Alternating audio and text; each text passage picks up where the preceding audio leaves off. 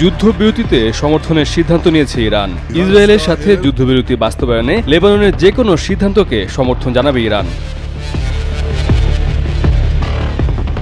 15 November Beirut সফরে গিয়ে এই মন্তব্য করেছেন ইরানের সর্বোচ্চ নেতা আয়াতুল্লাহ আলী খামেনির উপদেষ্টা আলী লারিজানি। লেবাননে যখন আগ্রাসনের মাত্রা ব্যাপক বাড়াচ্ছে তেল আবিব, তখন তেহরানের পক্ষ থেকে যুদ্ধ থামানোর এই ইঙ্গিত দেয়া হলো। এর আগে 14 নভেম্বর লেবাননের পার্লামেন্টের স্পিকার নাভি বেরির কাছে যুদ্ধবিরতির খসড়া একটি প্রস্তাব দেন দেশটিতে নিযুক্ত মার্কিন রাষ্ট্রদূত। যুদ্ধবিরতির আলোচনায় মধ্যস্থতা করার জন্য এই নাভি বেরিকে মনোনীত করেছে হিজবুল্লাহ। লেবাননের যুদ্ধ বন্ধে এটি যুক্তরাষ্ট্রের প্রথম লিখিত প্রস্তাব।